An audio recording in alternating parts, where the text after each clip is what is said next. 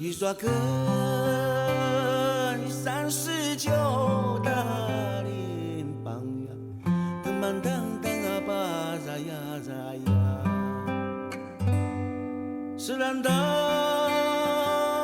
跟大树啊亮亮啊扎耶。The session is about disaster risk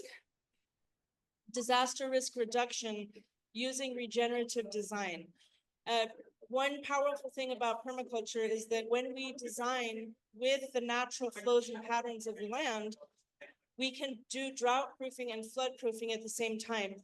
And I know Robin was planning to talk for about 10 minutes, but I thought since I've already just been talking, I would use this time instead to show a short video, also to break up all the talking. This video is a video that I made while I was at the Danish Refugee Council, and it's on a project that we did in Burundi. This was a mountain. The name of the video is Resilient Colline, and it is on my YouTube channel. It was a mountain where 5 people had died from extreme violent water behavior, major flash floods through gullies that had been created. A lot of gullies form on footpaths where animals, pedestrians are compacting the land, creating a hardscape that's compressed, and that is often where a lot of gullies form. So this is a video we're going to show. I think it's about 7 minutes, and then we'll introduce the next speakers. Thank you.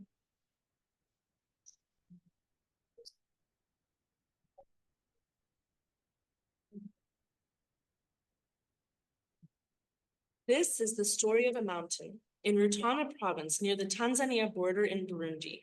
Here they call it a colline or hill. Years ago, it was a thriving mountain with sun-kissed trees and a vital, diverse ecosystem. Over the years, a storm gathered as conflict prompted migration within and outside the borders of Burundi. Those who remained, despite the conflict, cut down trees and cleared land to transform the hillsides into farmland. The natural ecosystem was replaced with temporary annual crops and exotic trees, including eucalyptus, grevillea, and pine. Over time, this transformation of the landscape triggered a collapse in the stability of the land, contributing to extreme weather events such as flash floods, landslides, and massive loss in living soils, biodiversity, and wildlife habitat. This led to even more internal displacement of people. In fact, the government of Burundi estimates that up to 70% of the internally displaced people in Burundi have been displaced as a result of these ecological disasters. In 2019, the Danish Refugee Council funded a pilot project to offer solutions to some of these problems. Our team is working alongside returning refugees, internally displaced people, host community members, and the local government to build real resilience by reinforcing the capacity of communities in permaculture design, agroforestry, and water harvesting techniques to restore balance to the agroecosystem. This buffers households from climate shocks and stresses, as well as extreme weather events, while enhancing food, water, and soil security. This approach emphasizes the use of locally available materials, including organic matter, animal manures, and waste materials, which are often burned instead of being left to feed the soil. Permaculture design focuses on trapping precious water and nutrient inside the soil so that it builds soil fertility while preventing stormwater from accumulating into flash floods that cause landslides. This approach of enhancing local food abundance and diversity has proven particularly important under COVID-19 restrictions because it moves food abundance closer to home. We approached the Resilient Colline project from 3 interconnected phases, from the household to the farm and finally the landscape levels. From the household level, we trained the community on designing and establishing permaculture gardens in sunken beds packed full of fertile organic material. Families are encouraged to divert household wastewater from bathing, cooking, and washing into swales, garden beds, and tree systems. On the farm level, we do pathwater harvesting to turn floods into food. We do this by directing the water from eroding footpaths into ditches called swales, which follow the natural pattern of the land known as contours. This traps rainwater, turning it from destruction into production, as it deeply rehydrates the soil to feed annual crops, permanent trees, and indigenous biodiversity, bringing stability to the farm. The landscape level intervention focuses on flood control to mitigate flash floods, gully formation, and landslides. This also helps to preserve and boost the ecological health of the mountain. This type of intervention highlights the power of slowing, spreading, and sinking the water into the soil and the groundwater. We do this through selective tree pruning and dropping branches and leaves on the ground to build healthy soil. We then construct water harvesting half moons or smile berms to harvest rainwater for individual trees. Small dams made of stones on the footpaths slow the speed of water coming down the mountain, while gullies are protected by bamboo check dams that help to reduce the raging stormwaters that eat away at the mountain. All these interventions restore health to an ailing mountain. Turiko twigishwa ukuntu dukoresha amazi azanana muri uyu musozi, aho yahora ari amazi dutera ikibazo akaba ari amazi ahindukira akatubera ahubwo ingirakamaro, kuko murabona ngaho ukuntu twaciye umukobeko ngaho ubwa mbere, muri kumwe twaciye umukobeko ngaho kugira ngo dukatisha amazi ahindukira avomere uturima mubona turi muri ngaha, ko twifuza ko uyu murima riba nk'ishamba ry'ivyamwa abantu bashobora kwikorako. Turiko turaraba nk'aya mabuye aya twagiye turashira ngaha, amazi azanana umuvuduko munini cyane, aha tuyashira ngaha kugira agabanye umurindi w'amazi, hanyuma ku buryo amazi araza akaca agabanya umuvuduko, hanyuma amwe akagenda buke buke harya yandi kandi twashize harya ayahashitse kandi akagabanya umuvuduko ku buryo azoshika epfo. Ndahuye ndobashimira rwose kuko ku bintu vyeragiye mbona ndahuye ari imigambi myiza mwatuzaniye. Hanze aho hepfo inzu imaze kubomoka incuro kabiri mu uyu mwaka uheze, yari yasenyutse kubw'inkukura iraza igakukuriza ku nzu nyene tubako nk'uku, ariko mukiri iyi mintuze mwatuzaniye imikobeko twahuye ifise akamaro kanini k'uyu mutumba, twabashimiye cane. Ibikorwa biriko birakorekera ngaha bidufitiye akamaro kanini kandi tuvyakira neza. Turavye turabona yuko hari hinduka rinini ridasanzwe rituma tugira icizerere ko tugiye kuhaba nk'abandi. Ibi bikorwa rero zo kinga inkukura biraboneka bifise akamaro kanini mu buzima bw'abanyagihugu, kuko ibizari bigamiwe vyose ubu bisa nuko bije kuronka agahenge. Ahubwo nkabona n'akanya ko gusaba yuko uyu mugambi wo gukinga inkukura ubandanya. Twabonye ko muri n'abahinga hari n'abaza kwigira ngaha ubuhinga mwakoresheje ngaha twabonye butandukanye. Hazabonekera iterambere, ibi zo mw'ishamba bigira amahoro, imihana y'abantu ibikingiye n'ingo zabo zikingiwe, hama iterambere y'umutumba wa Kabingo rirendanye iterambere mwakoze. This first phase of the Resilient Colline pilot marks the beginning of a community's journey in rebuilding their landscape to reestablish the natural functions of the colline as a healthy ecosystem that provides for all the families who live there.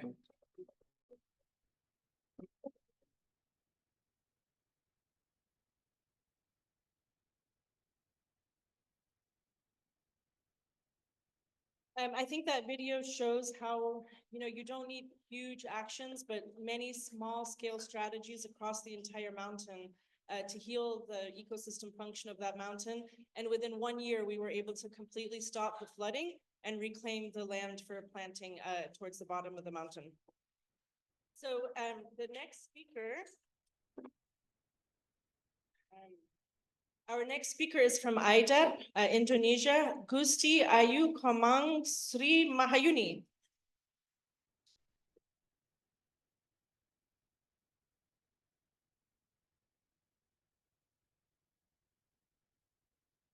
Sorry for long name. So actually just mention Sayu.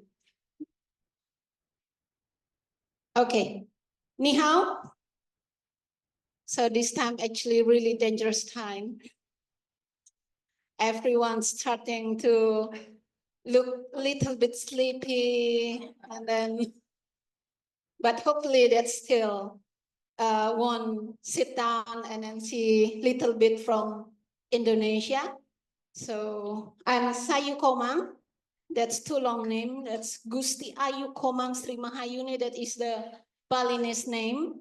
So I'm from Bali. And then now I'm still working with IDEP for around 23 years until now. And then we keep also doing our program through permaculture approach. Okay, and then today I will sharing our experience, because the last 5 years actually we focusing with community resilience. So how we manifesting community resilience through permaculture.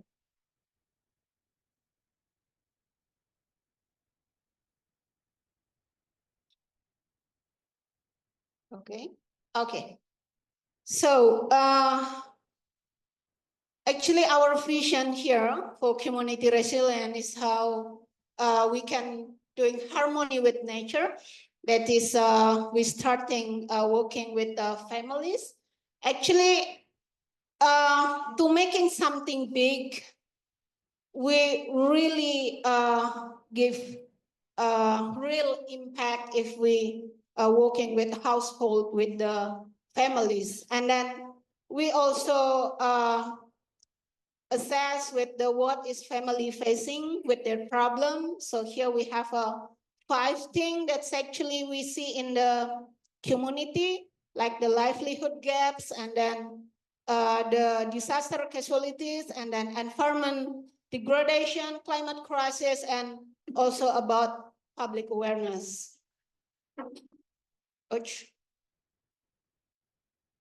Okay, thank you.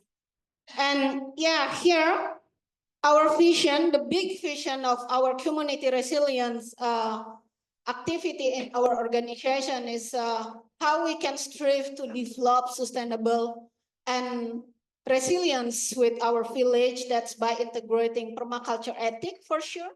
And then the principle, and also actually the really give the easy way to showing to the family to implement permaculture is by zoning. So we trying to implement the permaculture in very zone in their life. And in here we have like 6 sectors to doing the community resilience program. So we have like health resilience, and then environment resilience, socio-cultural resilience, education, disaster, and economy. But these sectors actually really connected. So that's we cannot doing only one part or only one sectors. So we should be doing all sectors in one area, in one family.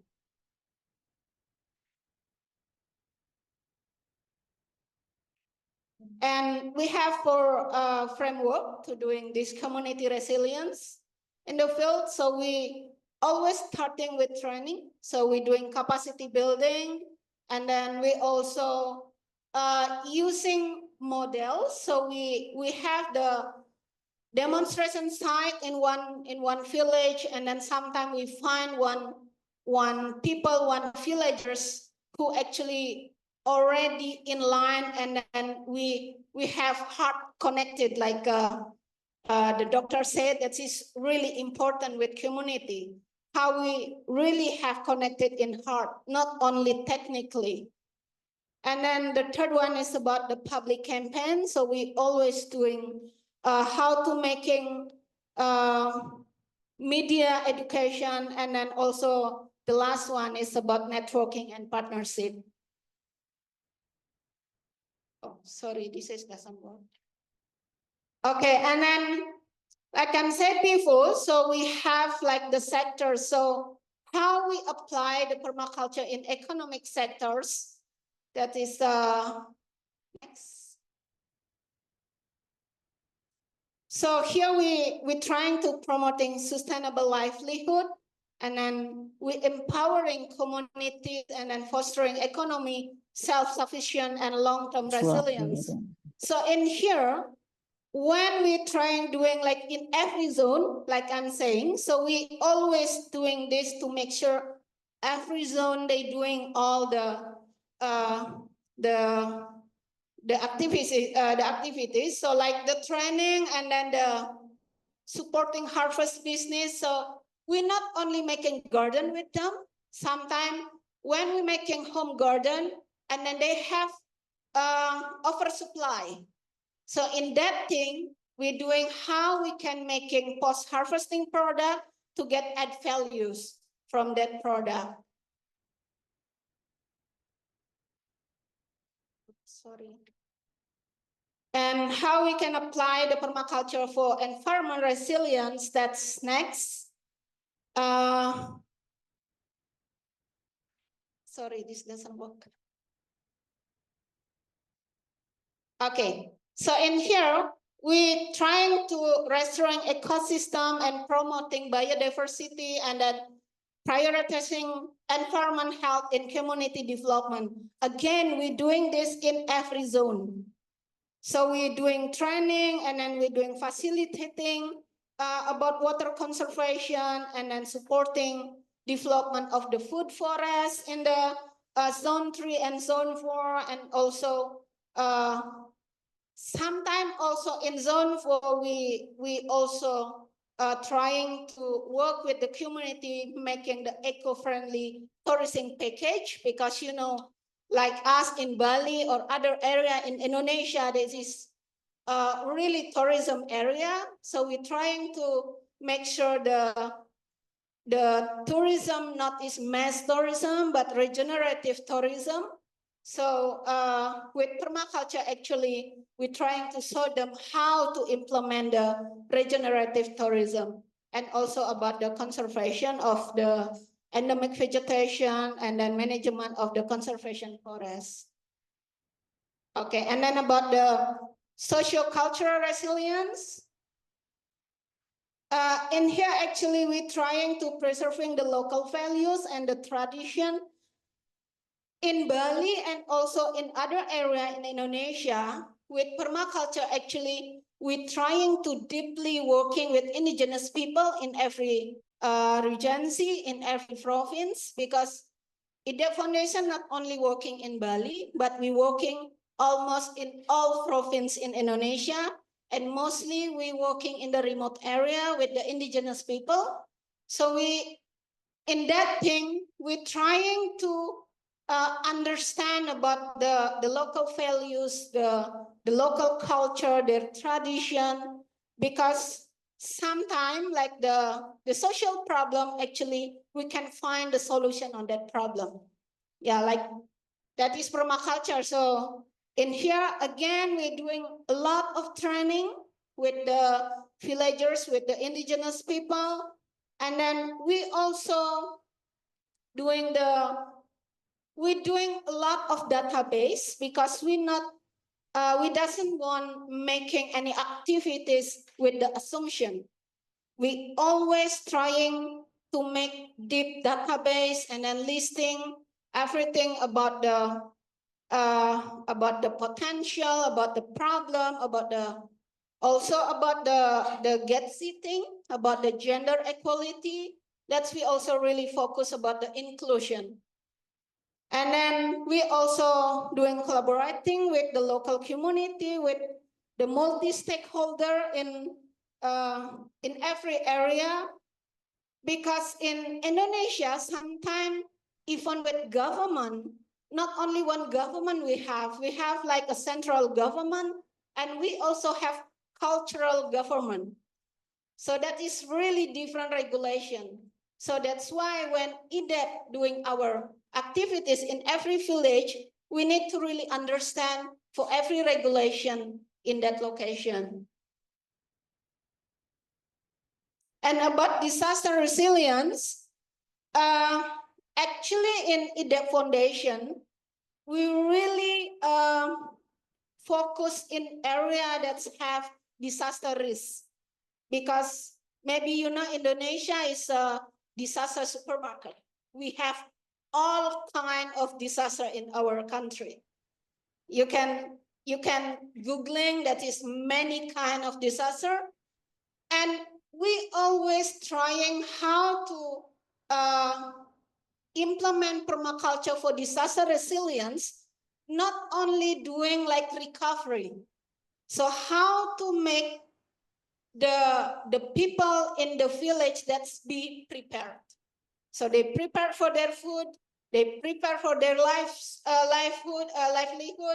So they can resilience not only with their food sovereignty, but also with their economic and social culture. And in here, that's we always trying to reducing the disaster risks, for sure using the permaculture principle. So here we trying how to make them become prepared, and then doing the mitigation, response, and also about rehabilitation. And again, focusing with capacity building. So they need to understand in this situation, actually, we always trying to make sure in zone 1, like zone 1, a lot of earthquake, they blaming the earthquake, they blaming the disaster. Actually, the impact happened not about the disaster, but about the house, about how we built the house. Because sometimes we not really understand which is the proper location to make the house. What is the proper materials to make the house in that location? Maybe in typhoon area. So we need to doing observation. Where is the location that's actually safe from the typhoon?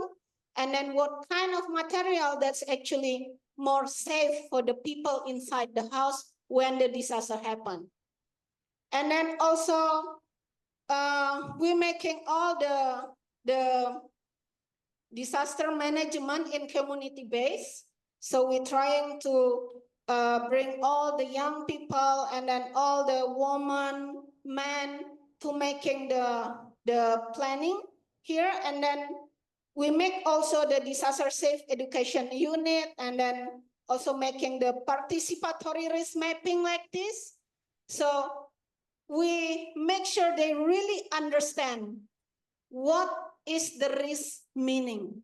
So what is actually they facing when the earthquake happen, when the flood happen. So they really understand like the evacuation, and then the food storage. And then even we always have simple thing about the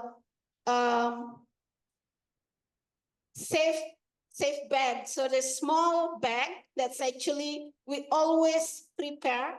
So when the disaster happened, on that bag actually we already prepare with all the paper. That's the important paper is there. The food is there. All the thing that's actually to saving our life is you can prepare in that small bag. And then we also for sure making like the community garden. So this community garden that's always making in the evacuation place. So when the disaster happened, they actually already have food garden in that location. And they also have the house storage for the food. And they also can making the recharge well, also how to recharge the water, underground water from the rainwater. And then we also in the zone 3 until zone 5, we making food forest, agroforestry, education forest. This is really important. Maybe you never hear about the education forest. We in every village we work, we're not only making the permaculture garden, and we're not only preserving the natural forest, because sometimes young generation that's too lazy to go to the forest to understand about the forest, about the endemic vegetation. So that's why we make the forest closer. So we make education forest for the young generation, for the children, so they can understand what kind of their local plant, what kind is their endemic plant in that forest. Sorry, and this is about the health resilience. For the health resilience, we're trying to, next, promoting health initiative. So we trying here with the physical and mental well-being. So actually with home garden, we call sometimes healthy home garden or nutritious home garden. So this actually to prepare how the children and the family that is healthy enough. So when the rainy season or the disaster happen, so they help enough to saving their life. Because sometimes when disaster happen, because they have very weak body, so they got disease very fast. So with here, actually, we're trying to make sure in that garden, we have all kind of nutrition. This actually, we also doing integrated with the local culture, because in our culture, we have the traditional garden, how to make sure in your garden, that's all element you can planting there. The element that's meant like the water element with the leafy plant, the fire element with the fruit plant, and then the earth element with the bulb, with the root plant. Actually, that all plant that give different nutrition to your body. So that's actually we implement in our program. And in here also, we're facilitating the mental health and psychosocial to support during the emergencies when the recovery. And for the educational resilience, we also doing some, next. So we're delivering the permaculture educational program for school also. So almost same with Timor-Leste actually, but in Bali and some area in Indonesia, we cannot put the curriculum in the national curriculum, but we can put on the local curriculum. So we have specific every Friday or Saturday that's actually for local or cultural curriculum in every school. So actually we also adding permaculture topic in that curriculum. And we also doing tree planting and then edu camp with a lot of thousands of children, and then also the river cleanup or beach cleanup. Okay, so now that is 25 years. And after that 25 years, actually, we believe that seeing is believing. So in here, it become challenge, but also expose the solution, because yeah, like permaculture, we know the problem is the solution.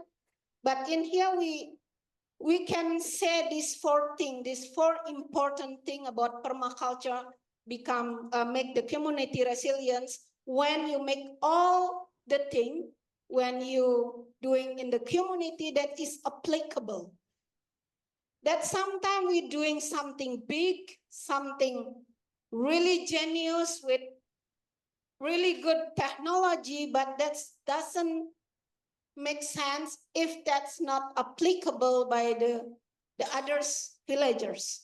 And also this is the important thing also, affordable. So we're trying also with all our program, if we can do with no cost, how we're trying to always implement permaculture with social capital or cultural capital, not without money, not with money.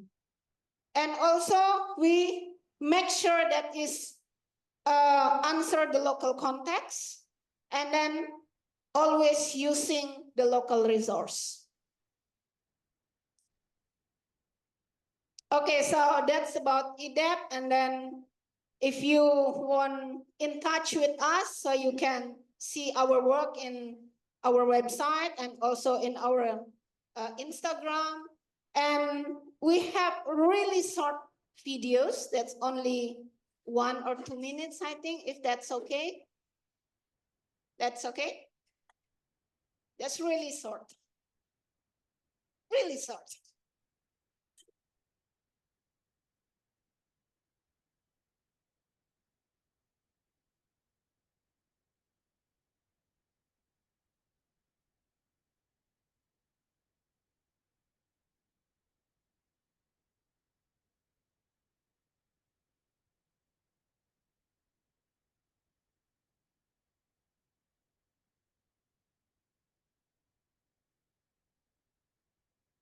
So this is how we make many products from the garden harvest. Because sometimes if we selling fresh, that's really cheap. So we making product like virgin coconut oil or chips or other product to make more value. And then this is the community-based disaster management activity with the recharge well, making the map. And then also we working a lot with school. And then in Bali, we working a lot with the Banjar. Banjar is the sub-villages. And also with the Desa Adat. Desa Adat is the cultural village.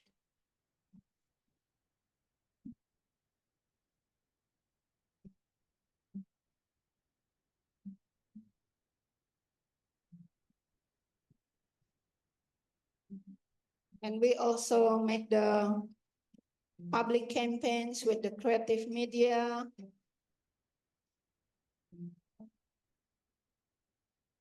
Yep, that's it. Thank you so much.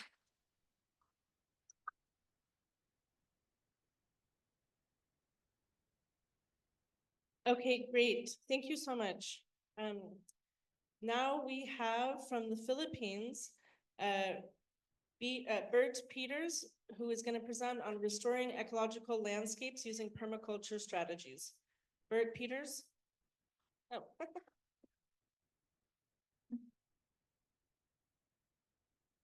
Thank you. Ni hao, mabuhay. I don't look very Filipino, but I live more of my life in the Philippines, so 35 years in the Philippines. And this is a story of, I guess, 25 years as well, the same as IDEP, of doing work in the Philippines with permaculture. Is it forward? Yeah, okay. So I just would like to stage this because doing the permaculture work, you know, the development, we're all into development work. Permaculture is a development strategy, a design strategy. This is how it was before. And we do a lot of work with indigenous peoples as well. It looks very harmonious. There's lots of ecologies there and so on. But I guess we entered this kind of reality. I mean, this is a picture of Metro Manila.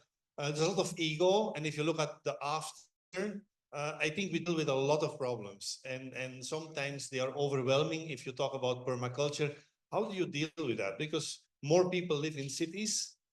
Manila is a growing city. I don't know where it stops, to be honest. And the war on drugs that the former president tried to do was more of a disaster than anything close to repair or helping to heal the communities. So that's what we are faced with in the Philippines, a growing population, a shrinking country. We don't have the luxury of large land masses. There's lots of islands, lots of water in between. So that needs to be taken care of. And I think common sense action, the way we approach it with the Philippine Permaculture Association, is trying to create for simplicity within meaningful places. So place is an important aspect. focusing on energy potentials as being gentle to the mind and the body while ensuring a minimal use or abuse of these energies, and then building sustainable and strong connections in localities. On the picture, you just see building with foreign volunteers a pathway between a school and their garden. That pathway became basically the vein that connected the people, the students, with the things that they needed to learn in their agricultural college. Now, what we do also is we make lots of posters and educational materials. This is about land nature stewardship, trying to look at. I also don't like to use climate change too much. It's abused, but to, in a creative way, let people imagine what a world beyond can mean and how they can participate in that. So then creating landscapes with this so people can use that in their classrooms or in their communities. I'm going to share a few stories of things that we have done over the past 25 years. I'm going to talk about the ones in blue. So one in the northern province, likewise graced with 6 typhoons in the past month. NACC is a large cooperative. Then we did a project with a local government, the province in Isabela. Then we have a site where we try to be setting up a kind of permaculture resilience resource and research institute. Then we work in a natural park in the Philippines. That's in the island here. And then we did some work with indigenous communities in Palawan on this northern part of Palawan. So let me run through that. So first of all, that's in northern Philippines. Now what we deal with is really population pressures and migration, a lot of that in the Philippines. And there is not much place to go to, if you ask me. So you have this beautiful mountain range at the Sierra Madre, that's the whole eastern seacoast. Everyone will say, thanks to the Sierra Madre, the impact of the typhoons is very minimal in the Philippines on the west side. But then if you start mitigating this forest, decimating this forest, and start planting corn in areas that are not meant for corn, you get serious problems. So that's the degradation of the landscapes that we deal with in almost, I would say, in all areas of the Philippines. So what we try to do is look at these indigenous communities that have been still blessed with lots of AI, but also with lots of problems and lots of insights that they gain from the non-indigenous communities that are pushing them to the edge. If you look at around in their communities, it's full of trash. Their knowledge of nature is still there, but how to help them use that AI to be able to do something better. So actions on the ground, training leaders of the Aita communities, the Dumagats, to be able to stand up and to kind of take charge again of the lands where they are being almost thrown away from, because this is an export processing zone. So the wealthy clans in the Philippines are trying to get that land for industrial developments. This is the cooperative. The reason why I included that is because, you know, this is a multi-million cooperative. They have so much money. And again, they all go for the money. And that's one of the biggest problems that we have to, how do you sell permaculture? If we stay in our little islands, 1 hectare, 10 hectares, 20 hectares, we can't change. In the Philippines, it's sometimes a broken pattern. I would say sometimes these are islands within islands. We try to do permaculture on 7,700 islands, but then we need to connect, because otherwise you don't really tell the story. You don't tell the narrative. And this is a cooperative where, if you look at the landscape, we started digging and creating, just like many of you have been showing this afternoon, simple swales, landscapes, planting other crops than just rice and corn, which was for the market, because as a multi-million cooperative, you think that there is no other way but doing and following the traditional capitalist economy. So here we try to slowly, I tell you, slowly wean them off from that and show them that there is also money and well-being and kind of prosperity in doing the things that they are doing here, just breaking up the large monoculture landscapes, because this is a flood zone of a river. They were flooded by one of the previous year's typhoon heavily, because it comes from one river of the mountains. And so this is a picture after that. You can still see some of the devastation. So helping students to come and learn, making small gardens, and little by little breaking up that 24-hectare landscape in something like a patchwork of very valuable producing economic mini zones. That's the idea behind working with them. Since they have the money, they can help us to do that work. So this is the whole plan of that cooperative terrain, and you see little by little we make holes. Before they were all using pumps, water pumps. Some of the water is a little bit salty, others is fresh water. So by using the fresh water and putting trees around it, vegetation, now they have stored water, and little by little they are waking up and seeing that there is more to development than putting all these animals in cages like this here. So it's a process in the making, and it's a hard process, I can tell you, because you need to convince a lot of people in the process. Oops, that's yeah, oops, too far. Yeah. So this is a project that we did with the provincial government in Isabela. Not easy to work with politicians, but I want to show this because that's part of what we do. Cooperatives, political entities, if we can't make inroads, we will stay in or we will hover in a very small impact level. We don't have the resources that maybe other agencies have to develop. We have to rely on their inputs as well. So from that little dot here, that was before an area where they did motocross. They will just do off-road riding. It's just besides the provincial capital, which is about here. We got these 3 hectares, basically like that, yeah, where we try to construct a permaculture approach with all the agencies of the provincial government involved. This is a 4-story building that we did, showcasing all the local materials. Of course, there is some cement in it, but we use the stones from there. We use the bamboos from there, the clay tiles from there, the bamboo roof with tiles. So, and then everything with compost toilets and everything. So there was a shocker for these people, first time to see something like that, when their normal engineering would be all the wastewater comes in here. We had to take that in from here, and we had to filter it here before it will go to the rice fields, because they didn't do anything like that. So it really became an eye-opener.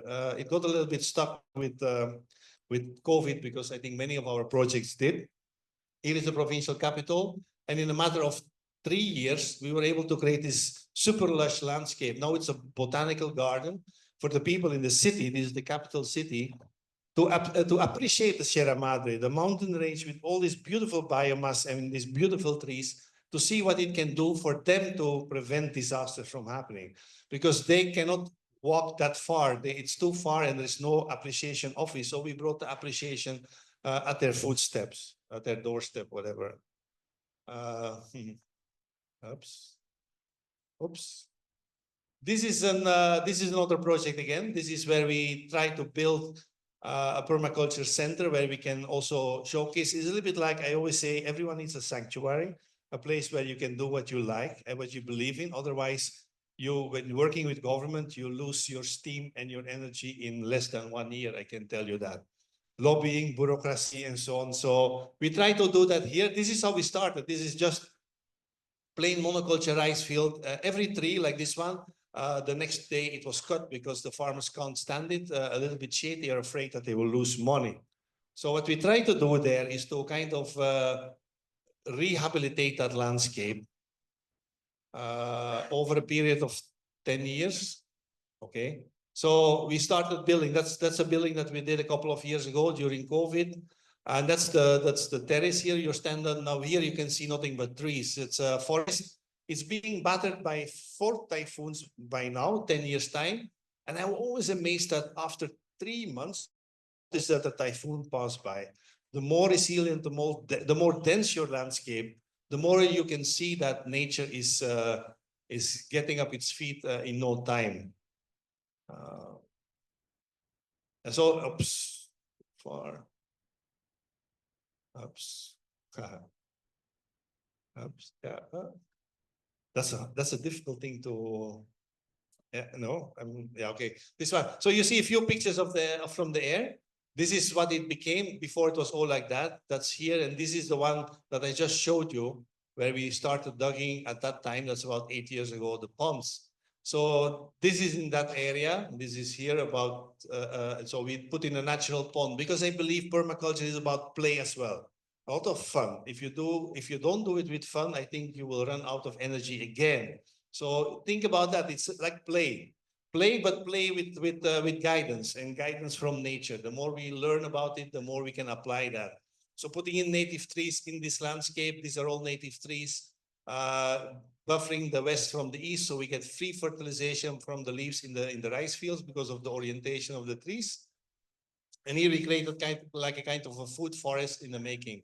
Then the pond itself is like an ecosystem where food is growing, and we can also get that out while you're swimming. You can eat that as well if you're hungry. So it looks like that. Nothing goes to waste. Everything, like we have experimented with vermicomposting toilets, because the dry composting toilets is so hard to ask Filipinos to sit on that, maybe other people as well. So this is a vermicomposting toilet. It feels the same like a flush toilet, but all the water is being filtered. The worms are here. The excess water goes in here and it drains back into the forest. This is a big pond overgrown with grass. It's a kitchen garden. So everything is very dense together. Then you start playing with all these different plants to create a landscape that's beautiful, but functional and edible. So it's about the colors that you choose for your Napier grasses. This is the famous devil's trumpet. Beautiful plant, herbal, but also if you play too much with this, you get a high. And then further is its food. So all of that is important for us to get going. No? So filtering rainwater, processing black water, the storing of rainwater. So under the building, every building that we do is with a rainwater collector. It's with a built-in filter. So the building that I showed you earlier comes complete with everything. So maximizing forest edges, as you can see here, to give the wind and to blow the fertility into your productive zone. And then you evolve with these forages. You grow with them because our gardens are on the move all the time. It's a little bit like the indigenous system where people did Kaingin systems or Sweden agriculture. That was a very sustainable system, but the more you have people and the less you have fertility in the landscape, you lose that fertility, that process. So now here evolving with grasses and edible crops. So that's on a very small, that's only a 15-hectare kind of showcase, and we want to do experimentation with that. So asking students to come, university people to study the systems. Thank you. This is in a natural park. This is the Mount Iglit Baco Natural Park. I heard the word Disneyland earlier. I would also call this my Disneyland. It's an amazing sense if you're standing there, because one day that mountain is green, the next day it's black. And the landscapes are so vast that you get lost. This is also the place where the only mini buffalo in the Philippines lives, the Tamarao. And of course, the rangers deputized by government are here for the protection of that animal. The problem is, this is also the home of the Mangyan tribes. And for me, these are the only or the last free people I have ever met on earth. There is a level of people living in these backdoor mountains that tell you, don't come close to us. We don't want to have anything to do with you. And I learned to appreciate that, because maybe we train too much, we teach too much. I think there's so much we can learn from them. The only thing they did is they gave us a piece of land and they said, you can do your thing there. If we like it, we will come back to you. So this is what we did for the past 2 years. We built with bamboo, showcasing what we can do. And then this is basically the plan that we came up with. One is the ranger station, because here are the government people, that's below. That's where it's a little bit forested. And then you see the gardens in the making. And this is how we started. It's a landing area, they call it, because it was the landing strip for the Russian cattle owner who was one time occupying big chunks of this mountain. It became then a reserve, the Mount Iglit Baco National Park. And we worked out with a local organization and other people this kind of plan for restoration as a kind of a showcase. This is only a 6-hectare project because we were not given any more access to land by the IP population. But I wanted to show you something else. Is that not in here? No. Okay.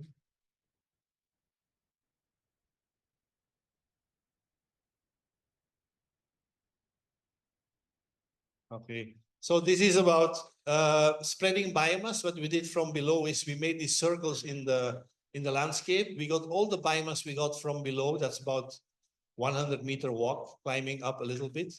But the trick that did it was basically the water. No, the water coming from this mountain for feeding. They had a pipe. We just returned the pipe and gave it back to the landscape.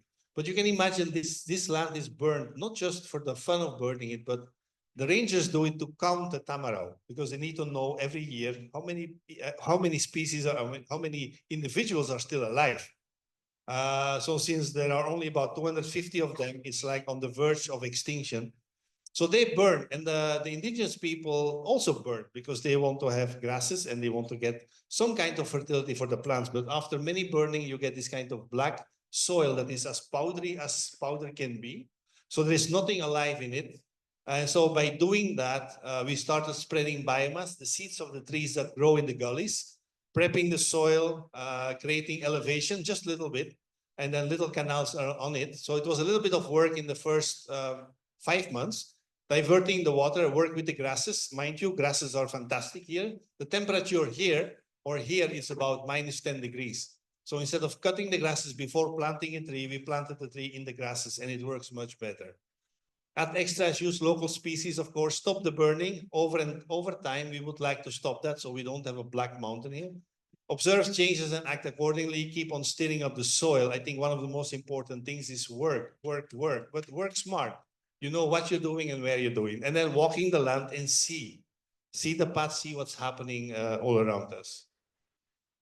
So this is a project we did in Palawan, and just showed one picture here because sometimes it's important to let people imagine, because sometimes we can't imagine what will permaculture do to us. How can it work?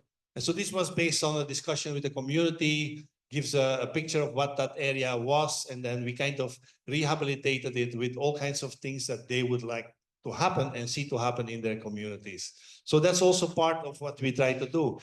I didn't talk about that yet, but our motto is generating ecosystems-based abundance together, basically great together, because we believe that everything we need to know is just there. We need to learn how to tap into it and how to bring it together to be able to make it work. Yeah, and I want to show you this because I was talking earlier about what happens when you do permaculture. Often the mistakes come in the design. I think some of you mentioned that as well. I put 3 words here. It's about really matter, meaning, and beauty. And you can't separate these 3 words. So when we talk about permaculture designing in the communities, this is always coming out. So there's the place, it's locally available. That's the matter. It matters because it's there. And if it's there, it has a meaning. There is a reason why it's in the place. So the meaning comes with patterns.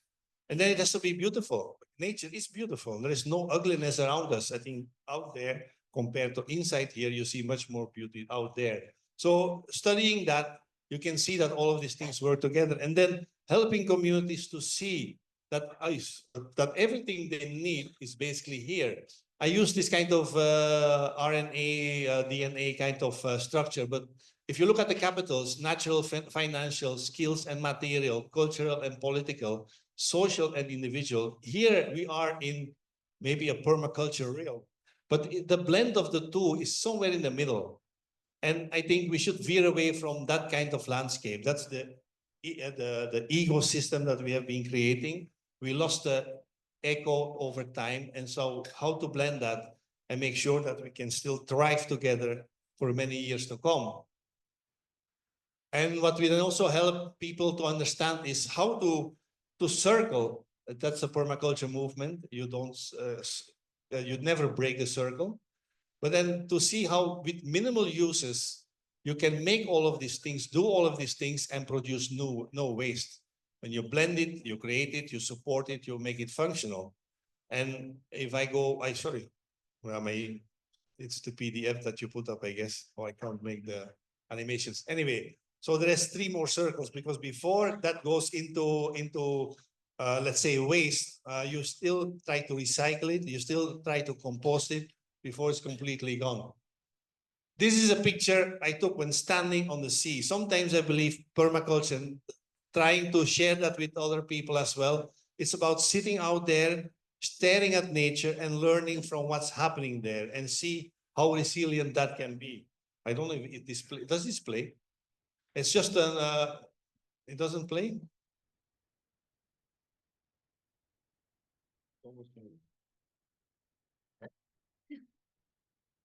It's almost.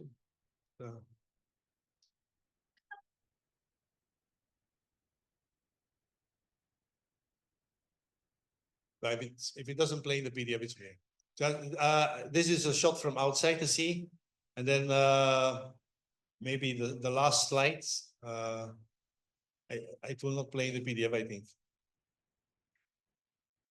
But it was amazing to stand there and to see it. So I would end with saying, let the gentle wild be that special zone of inspiration. Everything will be possible if we learn how to absorb nature and do the things we can do within the permaculture realm. Thank you.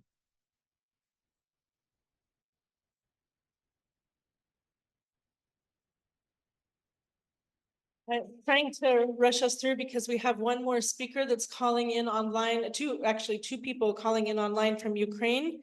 Pavlo Ardanov and Svitlana Sydorenko are going to talk about trees in restoration of agricultural landscapes after hostilities.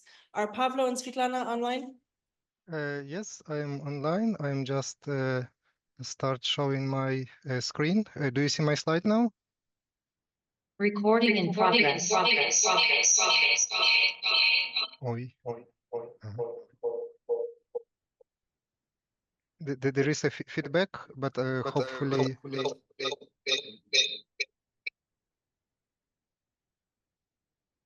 You should turn off your microphone, otherwise it will be feedback. Okay, I hope that now everything is okay. You can hear me and you can see my slides. Hopefully it's okay and I can start. Thank you very much for inviting us to present at this amazing event. My name is Pavlo Ardanov. I'm a co-founder and deputy head at the NGO Permaculture in Ukraine. I am also a teacher at the Open International University of Human Development Ukraine and a researcher at the Leibniz Center for Agriculture and Landscape Research in Germany. My colleague Svitlana Sydorenko is a researcher at Ukrainian Institute of Forestry and Forest Melioration. If we would organize this conference in Ukraine, we would warn all the participants in case of missile attack, go to the shelter, and then we will provide all the recorded presentations later on. Hopefully you don't have this experience, but just to remind that we have a full-scale Russian invasion for the last 3 years. It's more than 1,000 days already, and the war in the eastern Ukraine lasts for the 10 years. There will be 2 presentations from Ukrainian speakers at this event. Our presentation is more from research side. We will tell about our plans. So we already did some initial steps, but there will be also another presentation by my colleague Irina Kazakova tomorrow around 11:30, 12 local time, where you can hear about what we have already done. This presentation will consist of 3 parts. The first part by Svitlana Sydorenko, where she describes the state of art. Then I describe our project, which consists of 4 stages. And at the end, I would like to present some models, some academic models, which can be used for designing different aspects of agroforestry. At this point, the moderator can stop me at any time, even though that I will try to fit all our presentation within 30 minutes. So without unnecessary delay, I'm passing to Svitlana Sydorenko to briefly present her part. Good afternoon, dear colleagues. Today I will speak very briefly about our work. For the future, we aim to outline the extent of the detrimental impact of Russian aggression on agricultural landscapes, which has already acquired the characteristics of ecocide due to its catastrophic consequences. Because the large-scale invasion of Russian troops led to the degradation of agricultural lands and 30% of Ukrainians' arable land. The main damage to the ecosystem includes contamination of soil and water with heavy metals, soil compaction, disruption of soil structure, and reduction of its water holding capacity. Mixing and rotation of soil layers, formation of craters, increased erosion and desertifications. Of course, damage to soil life, regional fauna. It should also be noted that during the war, the systems of shelter belts faced catastrophic impacts. Thousands of hectares of them were directly and indirectly affected. This system was created to mitigate the negative effect of climate condition and agricultural landscapes. However, today part of these plantations are used of fortifications and camouflage for military purpose and the placement of fortifications. Our study indicates the need to create thousands more hectares of shelter belts to protect the soils in this part of Ukraine. According to official data, scientific statistic data, Ukraine currently has about 446,000 hectares of shelter belts and almost 1 million hectares of other protected forest areas. The largest areas of them are located precisely in the south of and most of eastern part of Ukraine. Ukraine has a significant potential area for field protection afforestation. Special attention should be taken to the creation of field protection plantation in the southeastern regions, where the most intensive combat are currently taking place. This is the steppe and forest steppe part of Ukraine. The most difficult situation in the steppe zone, since most of the shelter belts simply do not exist anymore. Before the war, most shelter belts had unsatisfactory condition, and now the impact of the war is also added. To ensure environment safety in Ukraine, normative tables are used, namely effective distance between the main field protection shelter belts is different natural zones of Ukraine. Why risk in the restoration of agricultural landscapes after military operations? Because the system of protective plantations is part of a mosaic agriculture landscapes, and restoration of such plantation is important for Ukraine. Usually shelter belts created mainly with 3-4 rows, but not more 5 rows. They are placed along the boundaries of the fields, and if they are large fields, inside them.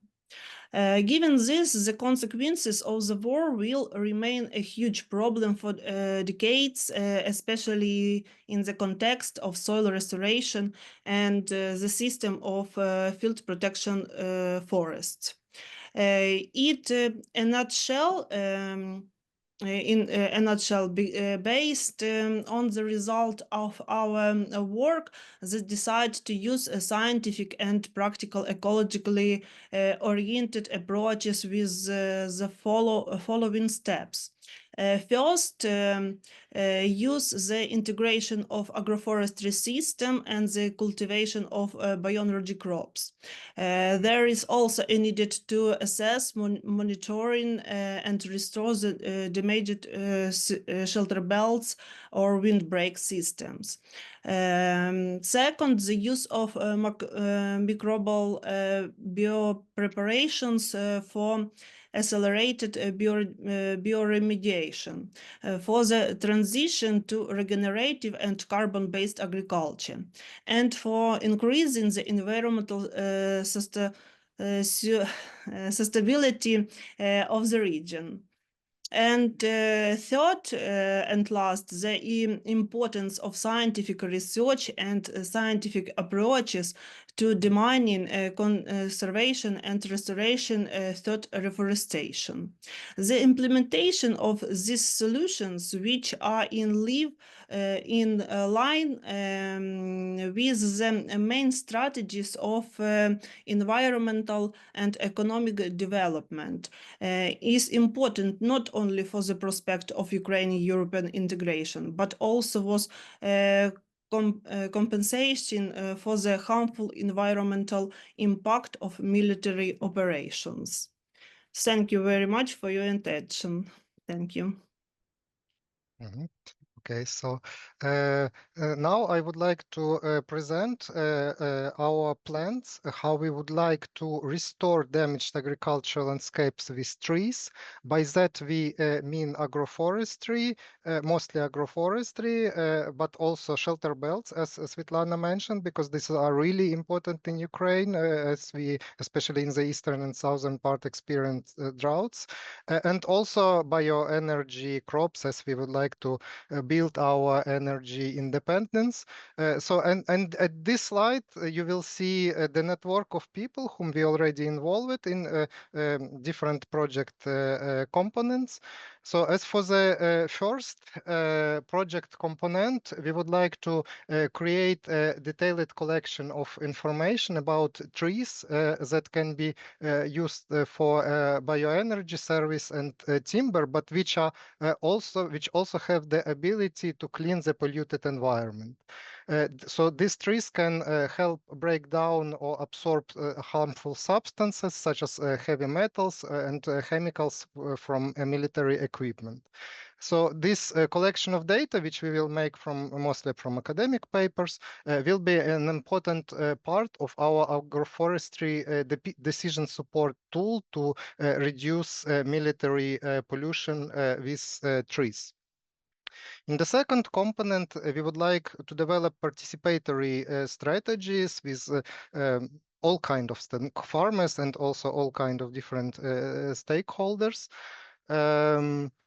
to restore landscapes using tree while being good for economy, environment, and also serving multiple purposes. So creating basically multi-purpose landscapes. And here we would like to meet the needs of different groups of landowners in Ukraine. We identified the three major groups. First are, of course, the farmers. So they would like to adapt to a changing market conditions. We are in Europe and we are integrating into the European Union. They would like to reduce their dependence on exporting raw grains and find new business opportunities, such as selling carbon credits, which can help the environment. Second is the local governments. So these municipalities hopefully would like to improve energy and food security of their community, enhance the quality of life in rural areas, and work with funding organizations to transform the landscape. And also we identified a group such as small and farmers and hobbyists. So this group is mostly interested not in profit, but in developing diverse agricultural landscapes and supporting conservation efforts. If they might have limited ability to manage themselves these landscapes, and we would need to find the solutions to help them to manage these diverse agricultural landscapes. Finally, we would like to develop a decision support tool in agroforestry. This will be a computer program. It will be actually two tools, a computer program for extension workers and a smartphone application for farmers that will combine various models and decision-making tools that we will found in our research that I will present a little bit later today. So this tool will help to maximize many benefits of agroforestry systems, including improving soil health, manage soil moisture better, support wildlife and natural ecosystems, and boosting economy and social well-being of rural communities. And this tool will actually use the database of trees with phytoremediation capacities that we will create in the first part of our project. This tool should not only help to design species composition of different tree structure, but also their placement and or in the landscape based on land degradation partners. And yeah, as I already noticed, that an important accent is to increase water holding capacities of the landscape and also to adapt to climate change. And finally, we would like to help develop Ukraine its agroforestry by following the best regulatory practices used in the European Union and around the world. Right now, there are several challenges that makes for hard for people around the world to adopt agroforestries. I'm talking about regulatory challenges now. So these challenges include complicated laws and licensing procedures, heavy administrative tasks, strict health and sales regulations, and problems with getting environmental permits, including selling carbon credits in agroforestry sectors. And finally, but not lastly, it's important to integrate agroforestry into all restoration projects funded by both national and especially international donors in Ukraine. So in as you saw on the previous slides, we have a lot of experts, but still we need some additional expertise. And here I underlined the expertise where we particularly needed help of permaculture people. So if you're interested, please contact me. First, as I already told, it's about modeling water conservation in agro-landscapes. So what we know from permaculture is a key line or master line system. But how to model this on a landscape scale based on topography information, this expertise is missing. Then we would like to develop methodology for participatory testing of agroforestry tree compatibility. So while the trees are small, while farmers are just growing the trees, we would like to develop some methodology to understand which trees to plant in the final position, so they will support the growth of each other, or at least they don't compete. Yes, so of course advocacy help is always useful, even though that now we are collaborating with major international and European agroforestry organization, but this help is still needed. And what is particularly important is helping design agroforestry strategies for this hobby or environmentalist farmers. I would like to remind that more than several millions of Ukrainians became refugees, and we would like to enable them to maintain connection with their homeland by creating something sustainable, something ecological there, even though that they cannot be permanently here, but they would like to contribute to sustainable development of Ukraine. And in the final part, I would like to briefly present what research can actually do, what research can already model in agroforestry. This is based on a systematic review of models published in academic papers. So as for nutrients cycling, there are models which can assess how nutrients move and share between plants, how they are captured by individual plants, how plants absorb these nutrients and compete with them, how the amount of nutrients in soil change over time. what is the best management practices for nutrients, including how the litter movement affect the nutrient content in the soil. As for soil moisture, again, there are models which help us to understand how different plant species compete for affect soil moisture level, or how they compete for soil moisture, how the planting pattern affect this competition. Also, it's important to understand the state of art, so how much moisture is in a particular soil. This can be also modeled. And also modeling water flow is also possible nowadays in research in both horizontal and vertical dimensions. And a soil moisture map across the big landscape area can be also created. As for soil erosion, we can model nowadays how the water flow and carries soil across the farmland. We can calculate yearly soil loss. We can assess how rain affect soil movement and nutrient loss, and also how different farming practices affect soil erosion. There are a number of, not a number, but a few game-like tools that help a farmer to understand how the crop choice affect soil loss, and also there are tools that advise farmers on the best tree crop combinations to reduce soil loss.